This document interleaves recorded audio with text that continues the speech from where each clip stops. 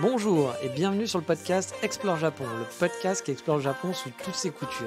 Des conseils voyages, de la culture ou bien de la vie de tous les jours en passant par l'apprentissage du japonais, partons ensemble une fois par semaine pour ce magnifique pays qu'est le Japon. Bonjour à tous, j'espère que vous allez bien. Après 16-17 épisodes, je ne sais plus, du hors-sujet Road to Japan, on revient au podcast traditionnel Explore Japon, où on va explorer, voyager parfois, vous le savez, où je vais vous parler du Japon en général, ou bien sûr de mes expériences, de la vie quotidienne, un peu comme les Road to Japan, mais voilà, sur ma vie au Japon maintenant, quoi. Alors pour ceux qui auraient oublié, le podcast traditionnel a des rubriques, contrairement au hors-sujet, qui était juste un sujet, puis c'est tout. Et donc c'est le retour du traditionnel et incompréhensible sommaire de la semaine. Et en vrac, cette semaine, on va manger des fraises le long d'une rivière et perdre sa virginité. Oui. Vous avez pu le remarquer, j'ai pas perdu la main sur les sommaires à la con. Mais bon, vous l'aurez compris, le thème principal de cette semaine, au vu du titre, ça va être l'hôpital. Oui, l'hôpital au Japon. Car depuis que je vais ou que je vis au Japon, quand je dis je vais, c'est un voyage, je n'ai jamais eu besoin de voir de médecin. Donc voilà, j'avais eu cette chance de ne jamais être vraiment malade, à part des toutes petites choses quand j'ai habité ici, genre une grippe, etc., mais qu'on peut soigner, qu'on peut s'auto-soigner, bien entendu. Enfin, quand je dis grippe, on tousse, etc., mal à la gorge, des choses qu'on gère sans aller voir un médecin. Mais voilà, je vous préviens tout de suite, je vais mettre des guillemets tout de suite pour les gens sensibles. On va être un petit peu cru dans cet épisode. Alors pour ceux qui ne supportent pas trop les mots crus ou les trucs un peu hospitaliers, il va falloir peut-être ne pas écouter cet épisode, je ne sais pas. Car oui, je n'ai malheureusement pas eu une petite grippe ou autre, j'ai eu un truc un peu plus intime. Et car je suis quelqu'un pudique, mais pas trop en fait, et que je veux vous expliquer comment ça s'est passé, mon expérience à l'hôpital au Japon, je vais pas enrober l'histoire et vous dire oui, c'était parce que je me sentais incommodé, j'ai dû y aller. Non, je vais vous expliquer de A à Z ce qui s'est passé pour vous expliquer clairement ce que j'ai eu. Et ce que j'ai, parce que actuellement en fait je l'ai toujours, car quand j'écris ce podcast, quand j'enregistre ce podcast, j'ai toujours mon problème. Mais bon, justement, ce problème, c'est quoi ? Eh bien, je ne le savais pas trop, justement, au départ. On va dire, il y a 3-4 semaines, avant d'aller à l'hôpital, j'ai commencé à avoir mon sperme de couleur marron. Oui, j'avais dit âme sensible, s'abstenir, on va aller dans le cru. En cherchant sur Internet, j'en ai déduit que c'était du sang dans le sperme. Là où pas mal de gens seraient inquiétés, en se disant « Oh mon Dieu, j'ai du sang dans le sperme, qu'est-ce qui se passe ?» Moi, je suis plutôt du genre « Bon, attendons un peu pour voir si ça passe. » Technique que j'utilise depuis des années, à savoir avec un certain succès. Alors non pas que je suis un warrior, que je suis un mec qui s'en fout de la douleur et tout, moi je m'en fous, je suis pas une petite chochotte et tout. Non, je suis une véritable chochotte et j'ai une peur chronique des hôpitaux et autres aiguilles ou des opérations. Mais je suis du genre, à pas être loin de tomber dans les pommes quand on va me faire une radio. Voilà, on va me dire, peut-être que en voyant la radio, bon là déjà je me sens pas bien. Dès que je pense à des opérations ou autres, je me sens vraiment, mais alors vraiment pas bien physiquement. Et je peux pas le contrôler, ce qui me saoule, parce que je trouve ça débile, mais j'ai pas le choix. Et même si c'est pas sur moi, c'est-à-dire que c'est pas une opération qui me concerne, si vous allez me parler de votre opération, aller un petit peu dans les détails sans aller super loin, je vais me sentir pas bien. Bref, je suis une vraie chochotte en ce qui concerne les hôpitaux, les opérations, les aiguilles. Puis sur Internet, cette histoire de sang dans le sperme n'avait pas l'air d'être très inquiétant. Bon, bien sûr, on va vous dire que vous pouvez avoir un cancer du sida avec ce symptôme, comme n'importe quel symptôme quand vous faites une recherche sur Internet. Mais dans l'ensemble, ça se voulait plutôt rassurant, donc ma technique du faut attendre que ça se passe, c'est pas très grave, me paraissait quand même assez adéquat. J'ai donc attendu, puis une semaine plus tard, j'ai commencé à avoir un autre symptôme, des petits picotements quand j'allais faire pipi. C'était pas vraiment douloureux, mais plus un genre de... une gêne, on va dire, une gêne non habituelle. Bon là vous vous dites, le gars il a commencé à se dire, non, en fait pas du tout. Vu que c'était pas douloureux, je me suis dit, on va attendre encore une semaine ou deux, oui, on n'en est plus à ça près, ça fait pas mal, donc on va voir comment ça se passe. Oui, mais voilà, une semaine et demie plus tard, alors qu'il n'y avait pas d'amélioration des deux côtés, dans mes deux problèmes, j'ai commencé à avoir des douleurs légères dans les parties intimes, qu'on va nommer grossièrement les couilles. Voilà, j'avais dit c'était cru aujourd'hui. Donc oui, forcément, là j'ai commencé à me dire que j'allais attendre quelques jours, voir si ça passe. Il est borné, ce que je voulais dire, le gars est borné, et il s'est dit je vais attendre. Mais bon, quand même, au bout d'une journée, 2 jours, je me suis dit que ça se dégradait pas vraiment, mais que ça pouvait quand même être quelque chose de grave et que j'avais pas trop de choix que d'aller à l'hôpital et d'aller consulter. Car oui, au Japon, si je dis pas de bêtises, je suis pas sûr à 100%, mais j'ai l'impression qu'il n'y a pas de traditionnel médecin, cabinet médecin généraliste qu'on va voir comme ça tout seul dans son coin. Ici, les corps de métier sont regroupés soit dans des petites cliniques, soit dans des hôpitaux. Donc si vous voulez voir un généraliste, il faut aller dans une clinique ou un hôpital de ce que j'ai compris. Alors, je ne suis pas sûr à 200%, mais c'est ce que j'ai compris en faisant mes petites recherches. Mais bon, moi vu que c'était quand même assez localisé dans mes parties intimes, je me suis dit qu'un urologue était peut-être plus compétent qu'un généraliste. N'y connaissant rien dans le domaine des hôpitaux au Japon, mais vraiment rien, j'ai commencé à rechercher un petit peu sur internet pour voir comment ça se passait, qu'est-ce qu'il fallait faire, où je pouvais aller. Et bon, là, vous avez donc le stress qui monte à cause de votre problème, déjà, qui ne semble pas super rassurant. Et vous avez en plus la joie de stresser, car vous allez devoir rentrer dans un système un peu, sûrement même compliqué, pour vous faire soigner sans parler la langue du pays. Donc forcément, ça fait un peu stresser. Quand je vous dis que c'est toujours bon de préparer les choses, si j'avais un peu préparé le comment ça se passe quand on est malade, même en n'étant pas malade, en l'ayant fait avant, j'aurais peut-être eu légèrement moins de stress en plus pendant ma période de préparation. Bref, j'ai fait mes recherches sur internet forcément pour voir comment ça a marché et quel hôpital semblait être le meilleur sur Kyoto. Sachant que j'avais un critère, la langue, car expliquer tous les problèmes sans parler la langue. Déjà que l'anglais, moi j'ai pas forcément tout le vocabulaire peut-être pour expliquer mes problèmes en détail. Comprendre aussi la démarche administrative quand on va être sur place, etc. Je préférerais cibler un hôpital qui parle au moins anglais, voire français dans l'idéal. Sur Kyoto, justement, j'ai trouvé un hôpital qui était listé parlant français. Enfin, une clinique plutôt. Sur le site de l'ambassade, en fait, on peut trouver facilement une liste de médecins parlant français. Bon, sur Tokyo, il y en a des caisses. À Kyoto, c'est beaucoup plus limité, étrangement. J'ai donc regardé un peu sur le site de la clinique, il y avait bien un urologue. C'était direct en métro de chez moi, donc ça paraissait plutôt pas mal. Mais de ce que j'avais vu, il fallait prendre contact avant avec ce médecin généraliste parlant français pour qu'il vous assiste après pendant la démarche. Parce que oui, en gros, il allait juste faire la traduction tout simplement pour vous. Je me suis dit au départ que ça pouvait être une bonne idée. Mais j'ai vite abandonné car déjà je savais pas si son français était très bon. Puis les reviews Google de la clinique n'étaient pas forcément top, pas nul mais pas top non plus. Et de ce que j'avais compris, il n'y avait pas tant de monde qui parlait anglais non plus dans la clinique. Donc je me suis dit que c'était peut-être j'allais être super dépendant d'un seul docteur, que ça pouvait être vite relou parce que s'il n'était pas dispo, s'il était très pris, etc. En gros il fallait que j'attende à chaque fois pour prendre des rendez-vous et autres, ça allait être chiant. J'ai donc opté d'aller dans un hôpital que j'avais déjà vu lors de mes balades de Kyoto. C'est un très gros hôpital à 25 minutes en bus de chez moi, qui a l'air assez neuf, qui était très grand, qui avait de bons retours sur leur site, sur Google, etc. Et surtout sur leur site, ils expliquaient qu'ils pouvaient mettre à disposition des interprètes. J'avais lu des retours de gens qui disaient que dès l'accueil, on vous collait un interprète en anglais qui vous assistait. J'avais aussi lu que parfois, quand il y avait un peu trop de monde, forcément l'attente elle était plus longue parce que il n'y avait pas 75 interprètes. Mais bon, je m'étais dit, en ce moment, avec le Covid, il n'y a pas 75 touristes, donc ça devrait quand même être assez cool. Mais en même temps, je me disais, vu qu'il n'y a pas de touristes, peut-être qu'ils ont dégraissé aussi au niveau des interprètes. Mais bon, je me suis dit, ça se tente. L'hôpital est très neuf et très grand. Ça m'avait l'air d'être un bon choix. Donc j'ai regardé un peu aussi sur leur site comment ça marchait. Et en plus, ils expliquaient le parcours client. Oui, on est un client avant d'être un patient, ne l'oublions pas, comme le disaient les inconnus. Et donc, il y avait le parcours de A à Z quand on était un nouveau client, etc. Donc je m'étais dit, c'est bien, c'est clair, ça permet un peu avant d'arriver, de ne pas avoir le stress, de dire je vais où, je fais quoi, personne ne me comprend. On peut au moins un peu se démerder, avoir un peu quelques cartes déjà pour la compréhension.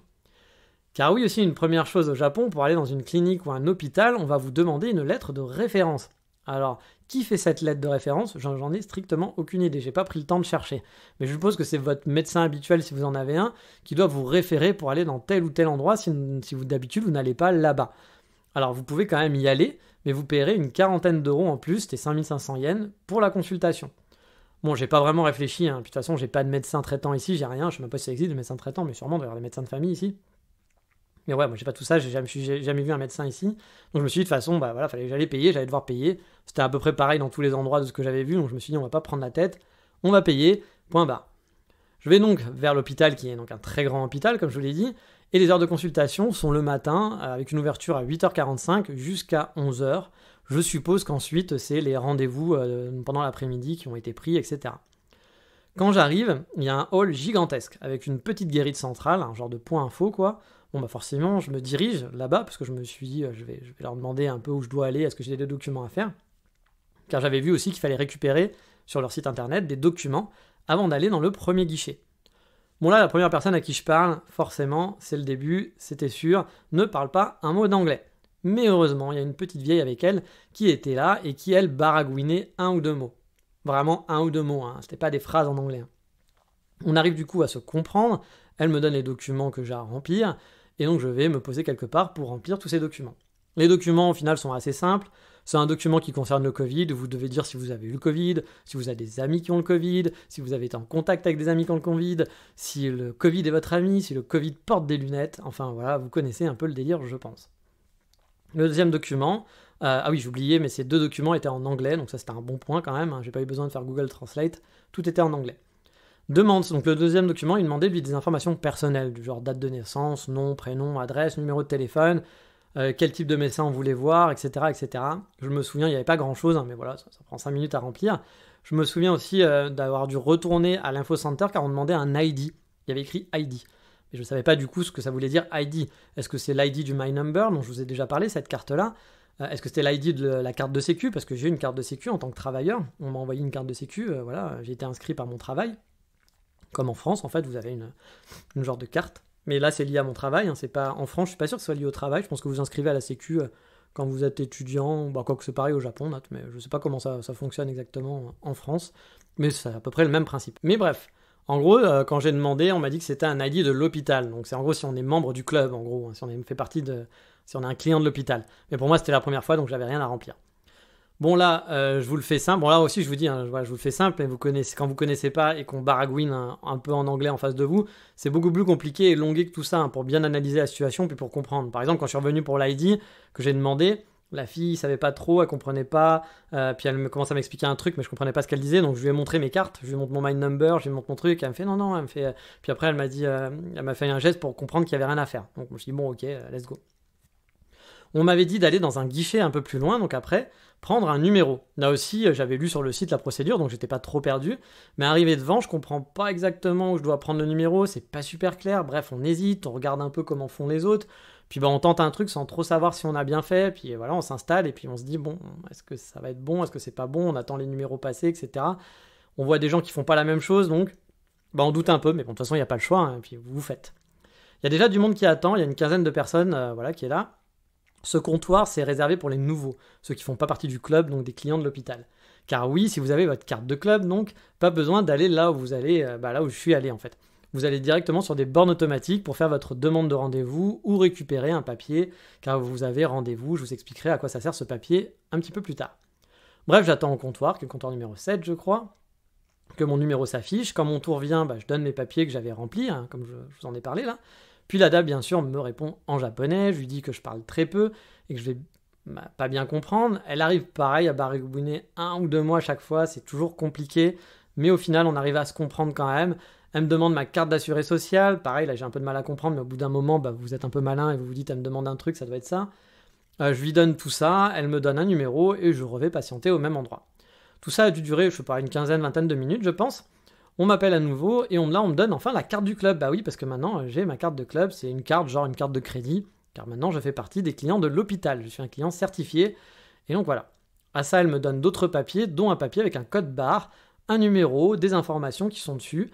On me fait comprendre qu'il faut que j'aille au 3e étage et au comptoir numéro je sais plus combien qui est écrit sur le papier. Donc même si le japonais c'est compliqué, avec tous ces chiffres, toutes ces choses-là, vous arrivez à peu près à comprendre.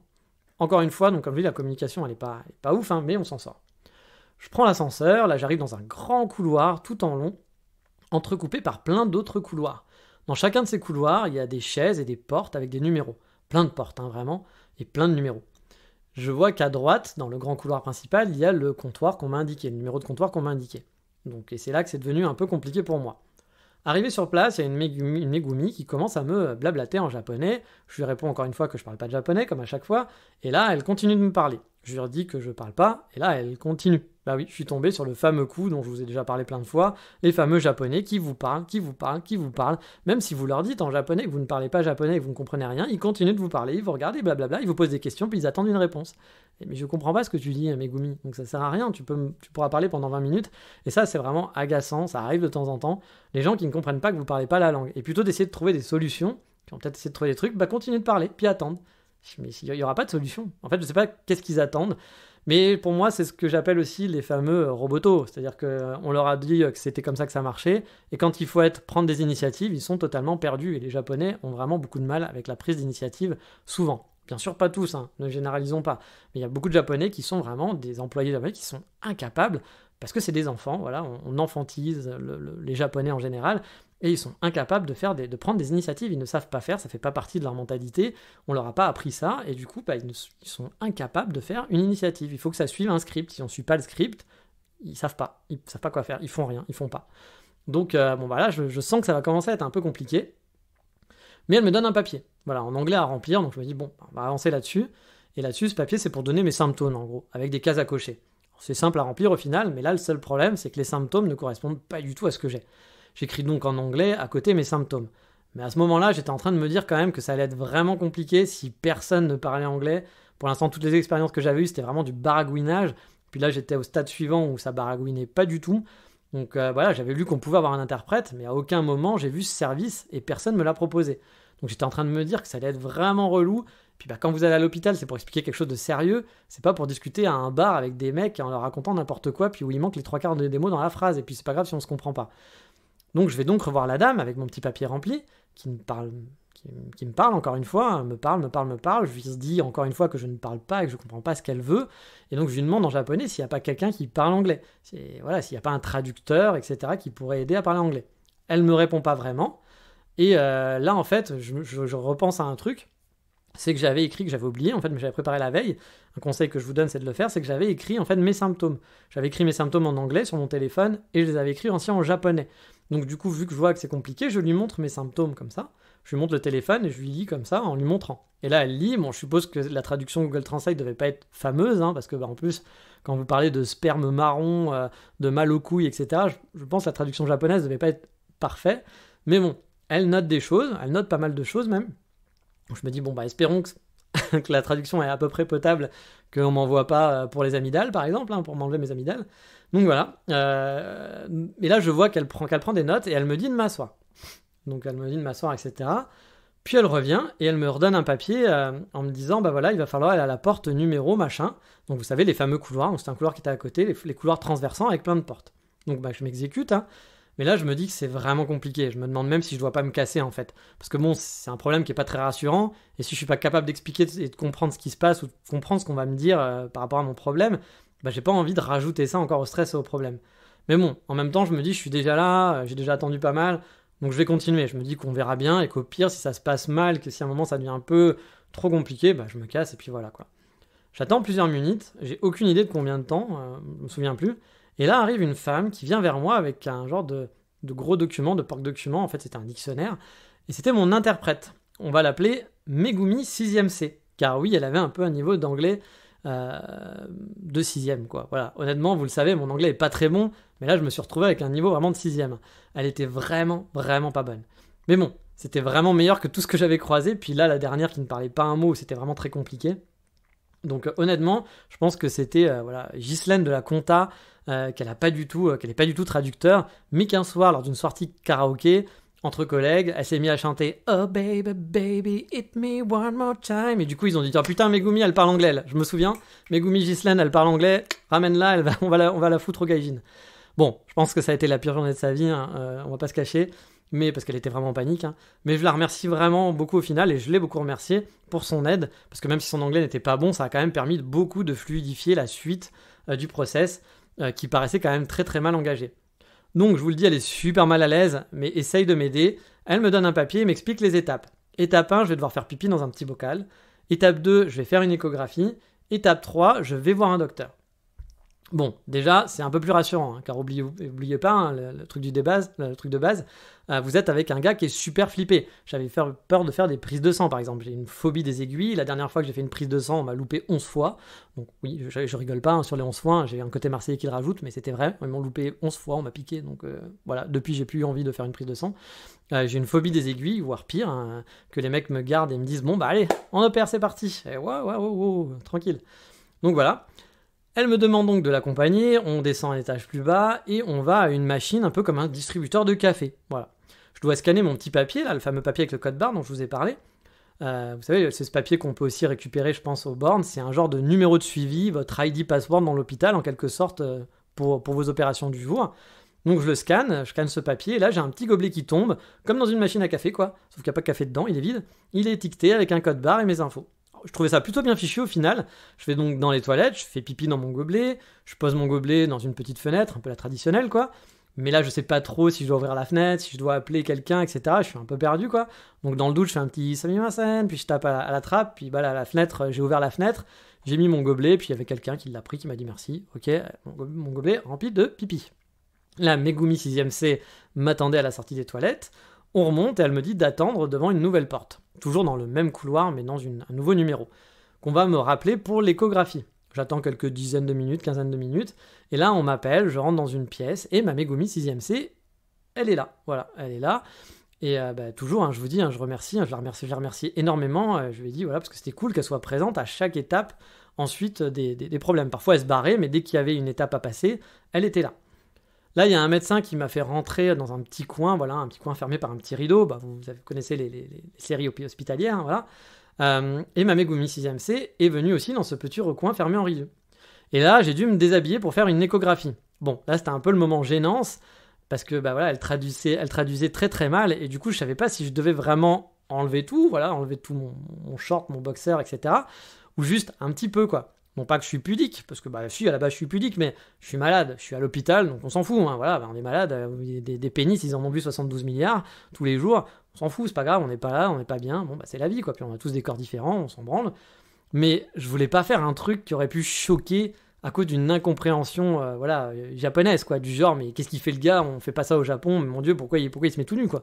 Donc c'était un peu compliqué, mais bon, on arrive à se comprendre, puis voilà, on le fait légèrement, on pousse un peu, puis on demande encore, enfin genre, c'est pas trop, quoi, mais voilà. Je pense qu'eux, ils vous prennent pour un mec super gêné, etc. Alors que c'était pas le cas, c'était plus par rapport à eux que je voulais pas non plus, voilà, faire le geste qu'il ne fallait pas. Mais bon, ça se passe, il fait son échographie, puis ensuite demande un truc à ma Megumi 6ème C. Je comprends un peu entre les lignes. Je comprends qu'il veut mettre un doigt dans les fesses, quoi, un toucher rectal. Mais là, ma Megumi, c'était hyper drôle. Elle bug total. Elle commence à me dire he wants a finger. Puis elle commence à chercher dans son dictionnaire électronique, grosse goutte de sueur, puis elle cherche dans son dictionnaire papier. Ça dure un petit peu, ça dure genre 1 ou 2 minutes.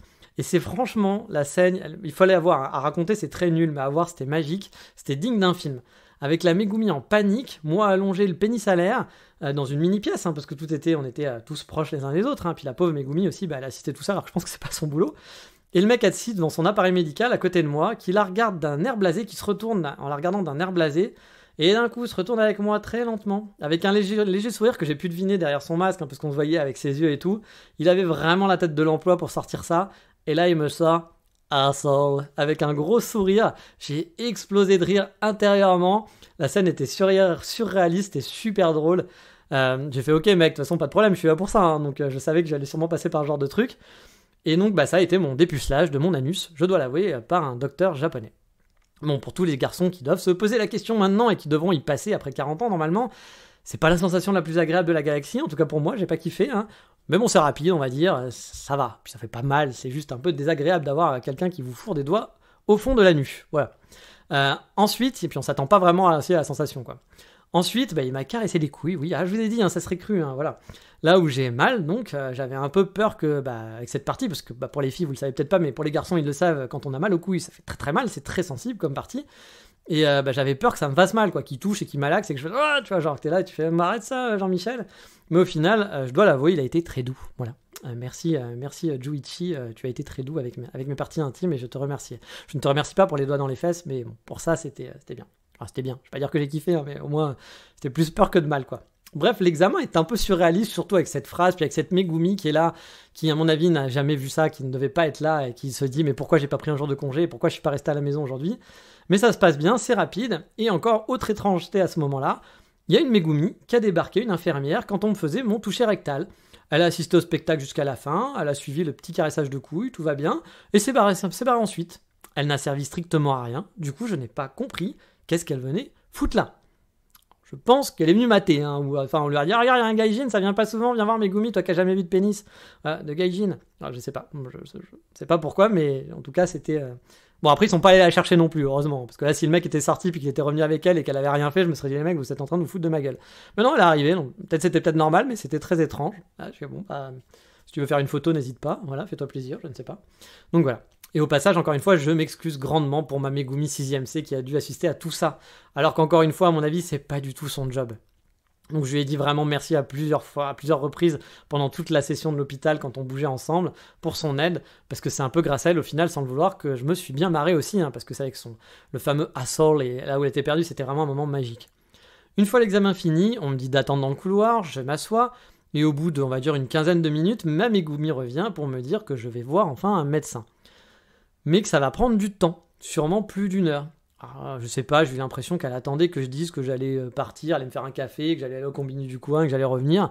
Mais franchement, j'en avais rien à foutre, hein, vu que j'étais là et que j'avais pas grand chose à faire. Je lui ai dit que je restais, ok, que c'était pas grave, quoi. Elle avait l'air surprise, mais bon, qu'est-ce que tu veux que je fasse? Je vais pas revenir, c'est dans une heure, je vais pas rentrer chez moi, quoi. Donc de toute façon, j'avais pas grand chose à faire. Donc voilà, j'ai attendu dans ce couloir que mon numéro s'affiche. Je vais donc dans une autre porte, et là je vois encore une fois, donc une heure plus tard, hein, que ma Megumi est assise dans la salle. Je suis dans un cabinet classique de médecin, on va dire, sauf qu'ils sont deux. Alors pourquoi aussi, là j'ai pas trop compris. Mon médecin commence à raconter à ma Megumi des trucs. En gros, il me pose des questions banales, hein, genre il me demande mon âge pour ma date d'anniversaire, ou peut-être pour me faire un cadeau, je sais pas. Si je suis allergique, si j'ai des problèmes médicaux, si je prends des médicaments en ce moment, etc. Truc classique. Et ma Megumi traduit tout ça. Mon docteur parle parfois quelques mots en anglais quand il voit que ma Megumi est en galère, donc je me demande s'il parlait pas mieux anglais qu'elle. Et il essaye pas de me parler en anglais pour autant. Alors il me dit qu'il y a une bactérie dans mon urine, qu'il pense pas que ça soit une MST, mais qu'on va quand même de toute façon regarder, voilà, en détail les tests d'urine que j'ai fait. Et qu'il faudra du coup que je revienne dans une semaine, qu'ils vont me faire un traitement antibiotique, ce qui va durer une semaine et qu'on avisera finalement la semaine prochaine.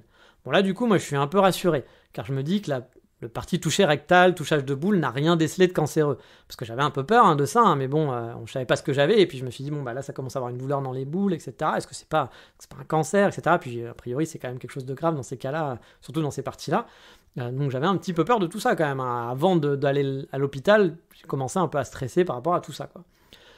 Donc voilà, je me dis, ils ont rien vu, ils m'en parlent pas, donc a priori, à moins qu'ils veuillent me faire la surprise dans une semaine, en disant, on te l'avait pas dit parce qu'on avait peur, on voulait te laisser une semaine tranquille, mais en fait, tu as un cancer. Bon, je pense pas, je pense que tout s'est bien passé avec l'échographie. Normalement, quand on fait l'échographie, qu'on vous met un doigt dans les fesses, on a le résultat tout de suite, hein, c'est pas genre, c'est pas le Juichi qui va garder ses doigts avec son petit gant et qui va les garder 2 jours en disant non, ça va, je pense qu'il n'y a rien. Donc voilà, bon, je sais pas si vous avez entendu le reniflement, je sais c'est dégueulasse, mais il fallait que je le fasse. Donc voilà, je suis un peu rassuré, on me donne une feuille de soins pour récupérer des médicaments dans une pharmacie.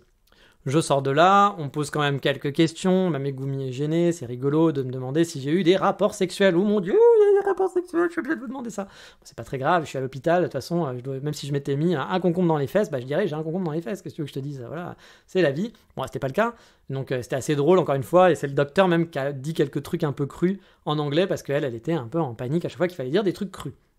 Je ressors avec ma Megumi, qui m'accompagne. Elle m'explique la suite des démarches, me dit qu'il y a 3 pharmacies en face de l'hôpital, car oui, ce que je savais pas, mais j'aurais pu m'en douter en même temps, c'est que les kusuri, vous savez, les fameux kusuri, on vous en a parlé, c'est le genre de drugstore où on peut acheter des médicaments, mais on peut acheter un truc pour laver son linge, etc. Il y a plein de petits, on peut même acheter de la bouffe. Ce ne sont pas des pharmacies finalement officielles où vous allez pouvoir acheter des trucs, des antibiotiques ou des médicaments un peu plus forts.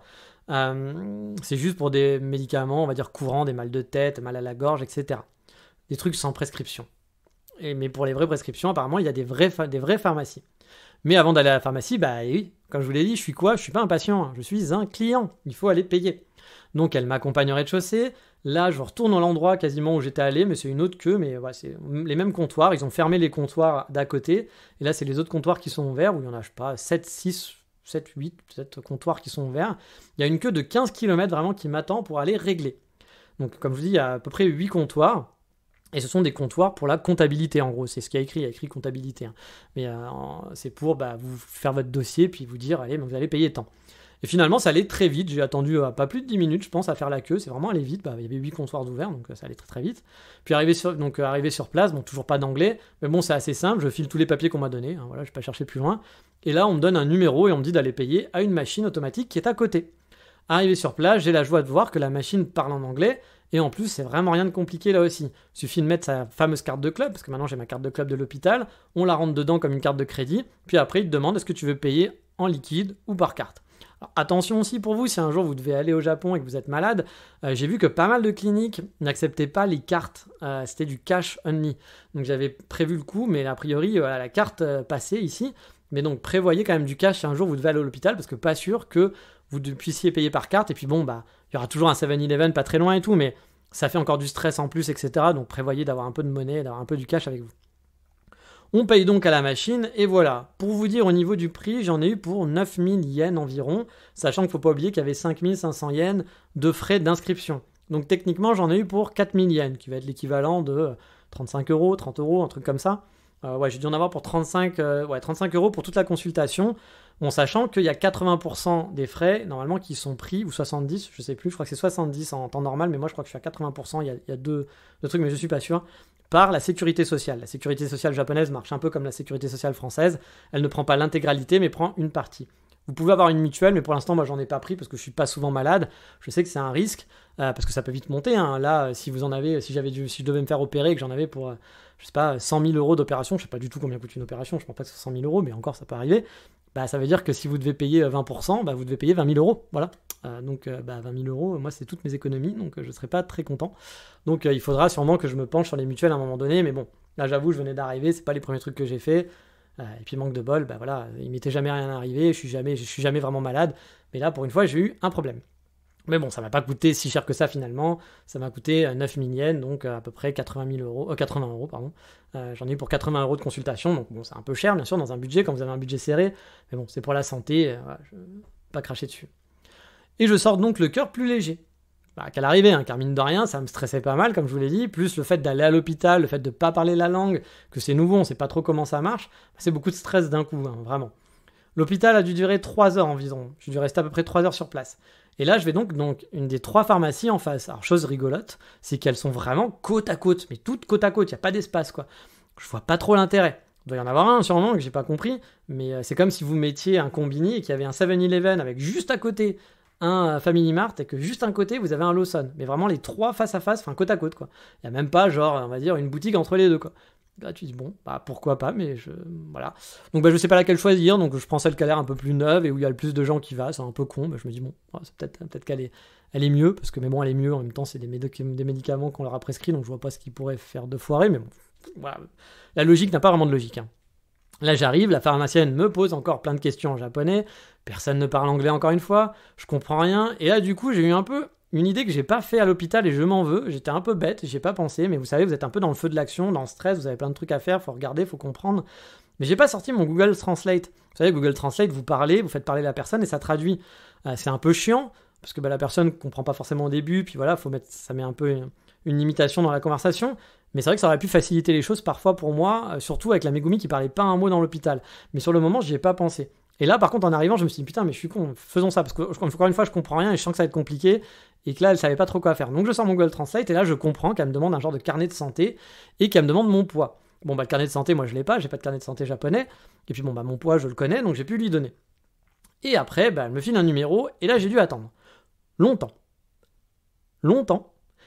Très longtemps. La pharmacie, j'ai attendu quand même 40 minutes pour qu'on me donne 7 gélules. Alors, je sais pas s'il y a une poule qui pond les gélules sur place à la demande, mais c'était quand même très très long.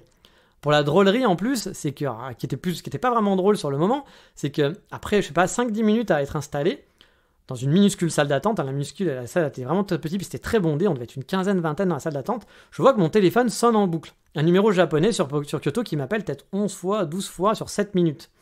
Et là, je fais, mais qu'est-ce qui se passe ?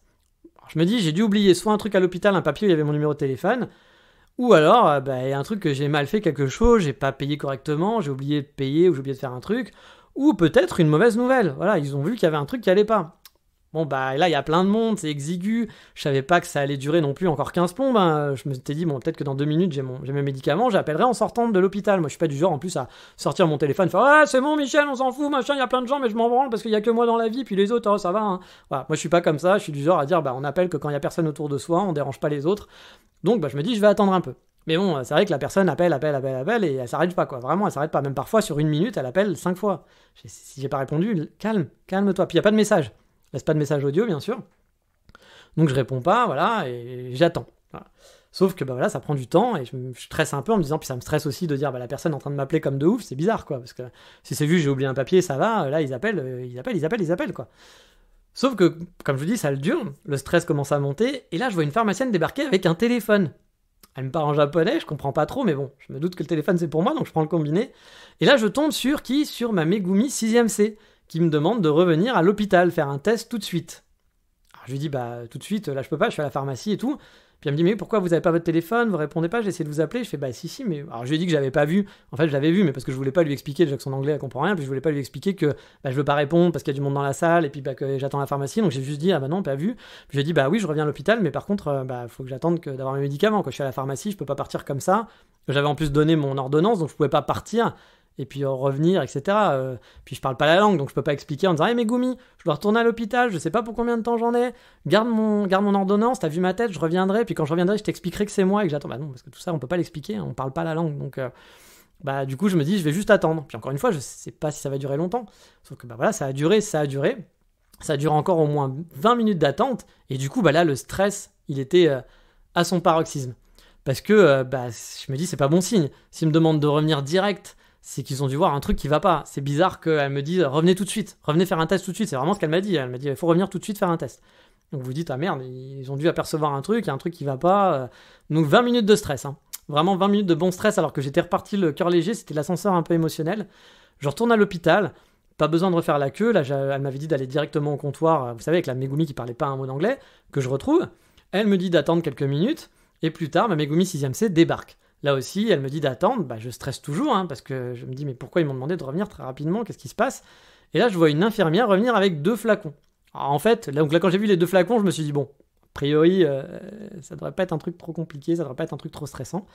En fait, ils avaient oublié de me refaire faire pipi dans les flacons antibactériologiques, parce que le premier flacon, c'est le flacon, vous savez, flacon, je vais boire un café. Attention, petit tips, une fois que vous allez à la machine à café qui vous donne le petit flacon, quand vous faites pipi dedans, ne buvez pas. Ne buvez pas votre urine, ce n'est pas un café. Oui, bon, c'était la petite blague pourrie, mais c'est vrai que ça ressemble vraiment à une machine à café, donc voilà. Heureusement qu'on ne doit pas remettre le truc dans la machine à café, parce que sinon ça serait très confusant. Donc voilà, donc elle me dit, là en fait c'était un flacon normal, et là c'est des flacons antibactériologiques, donc ils sont traités pour ça. Ils me disent qu'il faut pas que je mette, attention encore mots crus, oh là là, désolé pour les gens qui n'aiment pas les mots crus, mais qu'il fallait pas que je mette mon pénis dedans, que ça touche pas, etc. Il fallait que je commence à faire pipi dans les toilettes, puis après que je fasse pipi dans ces 2 bocaux, parce qu'ils voulaient tester avant mon traitement antibiotique. Je pense que c'était pour vraiment vérifier une fois sans aucune bactérie pour voir que tout va bien, quoi. Donc plus de peur que de mal, hein. Sauf que bon, moi j'avais déjà fait pipi dans un bocal que j'avais bien rempli, puis j'avais pas bu de la journée. Donc ça allait être compliqué pour moi de remplir 2 gros flacons, sachant qu'en plus avant ils demandaient de faire pipi dans les toilettes. C'est-à-dire qu'il faut faire pipi dans les toilettes, vite faire pipi après ensuite dans un flacon, sans toucher le flacon bien sûr, et que vous devez refermer et vite faire pipi dans un autre flacon, et que vous devez remplir les 2. C'est un peu compliqué quand même, parce que j'ai pas envie de faire pipi. Donc voilà comment se finit mon aventure. Donc voilà, du coup, la Megumi me raccompagne quand même encore une fois au 2e étage, là où il faut faire pipi. Mais cette fois, je lui demande si c'est vraiment la fin. Elle me dit oui. Je lui dis bon, m'attendez pas parce que je sais, ça va peut-être prendre un petit peu de temps pour faire pipi. Donc voilà, donc elle s'en va. Je lui dis merci encore une fois. Bon, je remplis les flacons comme je peux, mais c'était un peu compliqué. Mais dans l'ensemble, voilà, l'aventure est enfin finie. Je peux partir. Dans l'ensemble, ça aura duré 4 heures au total, hein, pharmacie et retour à l'hôpital compris. J'ai trouvé franchement le système qui était très bien huilé. Pour le coup, c'est super bien organisé, c'est très clair, il y a plein d'étapes, hein, comme une administration, mais franchement, c'est clair. Si on parle japonais en tout cas. Je pense que tout ça a pris plus de temps pour moi, à cause du problème de langue, de trouver une traductrice, de bien comprendre comment ça marche. Mais si j'étais fluent en japonais, je pense que ça m'aurait pris énormément moins de temps. J'aurais sûrement gagné 1 heure, je pense, sur les consultations, surtout que j'étais arrivé dans les premiers. Donc j'aurais pu tout enchaîner, mais finalement ça a pris du temps parce qu'ils sont allés chercher ma Megumi et que du coup d'autres gens sont arrivés entre temps. Je pense que j'aurais peut-être même pu finir en 1h30. Mais franchement, j'ai été assez bluffé par l'organisation pour le coup. Aussi, un autre truc, c'est l'étrangeté des médicaments. J'ai eu que 7 gélules, donc 1 par soir, et c'est tout, que je dois prendre après le dîner. Vous savez, en France, moi je repartais quand j'étais malade, je repartais toujours avec 4 ou 5 cachets à prendre le midi, plus 4 le soir, plus 2 au goûter, 1 à prendre entre le fromage et le dessert, mais attention, vous en prenez que la moitié, l'autre moitié, enfin avec des trucs toujours compliqués. Bon, là c'est 1 cachet, après le dîner. Bon. Et du coup, l'efficacité, pour l'instant, n'était pas super au rendez-vous. Ça n'a pas empiré, hein, mais ça s'était légèrement amélioré au niveau de la douleur, mais rien non plus de super transcendant. Puis mon sperme, toujours un peu marronasse. Mais, ça c'est quand j'ai écrit mon podcast, parce que je prépare mon podcast pour noter les idées. Là, je l'enregistre depuis, je l'avais écrit il y a 2 jours, là j'enregistre 2 jours après. Là, j'ai de l'amélioration, c'est-à-dire que j'ai moins mal, j'ai encore une douleur, mais je sens vraiment que ça part. Et mon sperme redevient une couleur un peu plus normale, jaune-blanc. Alors, c'est pas encore blanc, mais voilà, entre les deux, c'est beaucoup moins marron, et c'est même plus marron du tout, maintenant c'est plus blanc teinté de jaune. Donc, ça a l'air de faire effet. Mais voilà, c'est vrai que là, depuis quelques jours, j'étais en train de me dire, bon, bah, c'est pas génial parce que ça fait pas effet. Et vu que je dois y retourner jeudi, donc bah là, on est mercredi quand j'enregistre le podcast, donc c'est demain que j'y retourne. Bah, on verra ce que ça donne, hein, on verra ce qu'ils vont me dire. Mais cette fois, en tout cas, j'aurai pas à refaire la même procédure. J'irai directement à la machine, à l'entrée, avec ma carte du club, je suppose. Et je pense que j'aurai mon rendez-vous affiché, que j'aurai un papier imprimé comme la dernière fois avec des codes barres. Qu'avec ce code barre, je vais aller faire pipi, que je vais leur donner, que je vais voir un médecin, et que je vais lui dire, bon, bah voilà, ça s'arrange pas. Bon, là, je vais dire, ça s'arrange. Puis qu'il va peut-être me dire les résultats des analyses, s'il a vu quelque chose de plus grave ou autre, au niveau d'une MST par exemple, je sais pas. Il n'avait pas l'air de croire que c'était une MST, puis effectivement, les médicaments ont l'air de faire effet, donc je pense qu'il était sur la bonne voie. Donc au final, voilà, j'avais pas des douleurs atroces aussi, donc ça s'est bien passé quand j'ai dû aller à l'hôpital. Il y avait le stress de la langue. C'est pour ça que je recommande d'y aller franchement avec un ami qui parle japonais si vous le pouvez. Si vous parlez pas, ça vous évitera du stress, quoi, pour rien. Mais franchement, dans l'ensemble, c'est très bien passé, même si je m'attendais quand même à avoir un vrai interprète dès le départ. Mais bon, le principal, c'était de pouvoir communiquer. Et puis comme je le disais, c'était pas atroce. Je pense que si on y va avec des douleurs un peu chiantes, ça peut être un peu longué. Mais bon, n'ayant jamais expérimenté les hôpitaux en France, peut-être que quand vous avez des douleurs atroces aussi, en France, vous devez attendre longtemps, etc. Et que finalement, c'est pas pire. Je ne peux pas comparer, je n'ai jamais fait. J'ai oublié un truc, donc voilà, le tips aussi que je veux bien vous dire, c'est ce que j'ai fait avant d'aller à l'hôpital, d'écrire sur mon téléphone mes symptômes en anglais et en japonais, ça a été vraiment efficace. Donc je vous conseille vraiment de le faire. Puis sur place, vous n'avez pas forcément le temps, vous allez taper machin et tout, donc faites-le en amont avant de partir. Comme ça, vous montrez ça, ça vous aidera peut-être. Voilà, enfin moi en tout cas, ça m'a aidé. Mais bon, on va croiser les doigts pour que mon problème s'arrange bientôt et que ça soit finalement que ça. Ça a l'air pour l'instant, mais bon, j'en suis pas sûr à 200%, je suis encore un peu gêné. Que ça soigne avec un peu plus de médicaments, par exemple, qui m'ordonnent. Après, il faut dire que c'est vrai que je sais aussi qu'au Japon, les doses pour les gaijins ne sont pas... Enfin, les doses japonaises ne sont pas vraiment prévues pour les gaijins. Souvent, les doses japonaises sont très légères. C'est-à-dire que, vous savez, nous, on va prendre un Efferalgan 1000 ou je sais pas quoi. Eux, si vous prenez un Efferalgan 100, ils vous regardent en disant « Mais qu'est-ce que c'est ça? Mais t'es un drogué! Ah mon Dieu !» Mais non, mais ton Efferalgan 100, moi, ça fait rien. Enfin, je vais pas le sentir, en fait. Donc là, par exemple, les médicaments qu'ils m'ont donnés, j'ai l'impression que la dose, elle est pas très très forte. Donc je pense que voilà, c'est des médicaments pour japonais ne sont pas adaptés aux gaijins et c'est souvent un problème. Je l'ai souvent entendu ça, qu'effectivement, les doses sont pas forcément assez fortes pour un gaijin. Donc parfois on va vous donner des médicaments, mais ça va pas vous soigner très vite. Ou voilà, il va falloir expliquer à votre docteur que vous êtes un gaijin et que cette posologie-là, c'est pas. Mais bon. Aller expliquer à un docteur faire son travail, c'est pas non plus la chose qui est le plus intelligent à faire, donc il faut leur faire confiance aussi. Mais voilà, c'est vrai que quand on voit la posologie et le nombre de médicaments, je pense qu'en France, mon problème, là, je le sentirais plus. Parce que là, ça fait une semaine quasiment qu'on m'a filé des médocs. Là, en France, je pense que ça ferait déjà 3-4 jours que je le sentirais plus, alors que là, ça commence à peine maintenant pour moi. Peut-être pas, je suppute, mais j'ai quand même cette impression. Mais voilà. C'est parti, c'est fini pour cette expérience de l'hôpital. J'espère que ça vous aura un petit peu intéressé, que vous aurez appris certaines choses sur l'hôpital. Moi, franchement, j'étais vraiment impressionné par la façon dont ça marche. En tout cas, cet hôpital-là fonctionnait bien. Je compare avec juste ce que je connais. Ça a été très, très, très efficace. Moi, je trouve ça plutôt bien foutu. J'y retourne jeudi, donc j'y retourne demain. Donc, on va voir si encore une fois c'est très efficace et que ça se passe bien. Mais voilà, c'était plus de peur que de mal aussi, même si j'ai eu beaucoup de stress, puis c'était quand même des douleurs. Mais voilà, maintenant ça va un petit peu mieux, je vous rassure, même si je ne sais pas encore, j'aurai peut-être une mauvaise nouvelle demain, j'espère pas. Mais bon, pour l'instant, on est sur la bonne voie, on va dire, donc tant mieux. Et vous le savez, on est revenu sur le podcast, donc on va revenir aux rubriques. Je ne vais pas faire de rubrique cette fois-ci, l'Insta du moment, parce que vous savez, à chaque fois, je vous faisais un petit focus Instagram, parce que ce podcast-là sur l'hôpital dure un petit peu longtemps, donc je vais faire plus court, il n'y aura pas non plus... il y aura juste la reco, voilà, parce que j'ai envie de reprendre quand même un peu les recos. Donc, voilà, passons à la rubrique de la reco.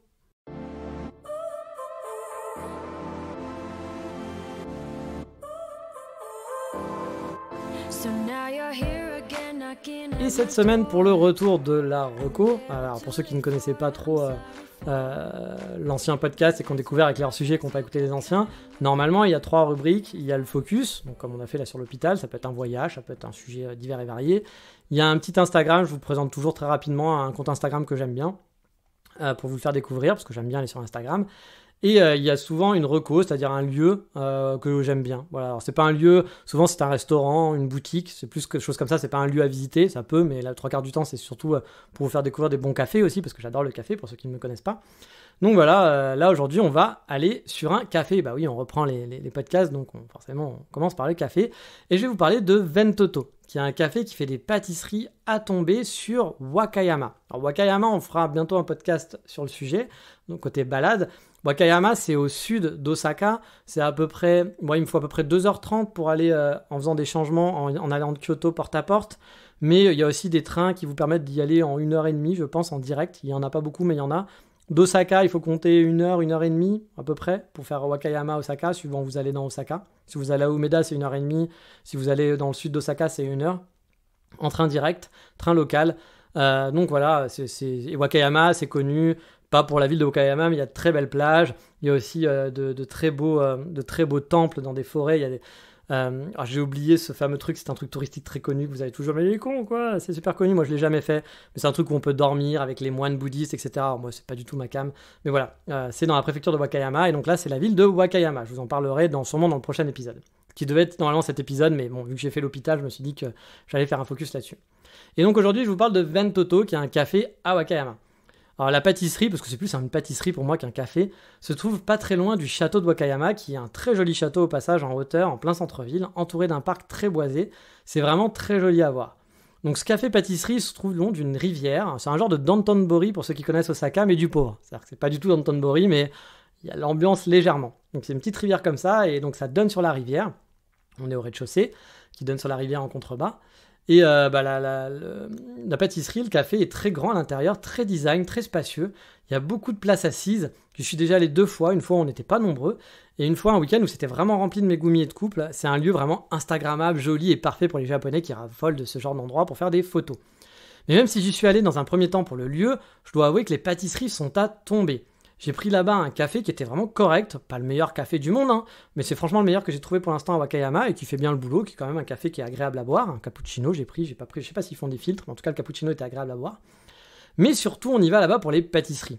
J'ai pris une tarte aux fraises qui était monumentale, vraiment très généreuse en fraises, avec même des fraises à côté de l'assiette, etc. Enfin dans l'assiette, pas que sur la tarte.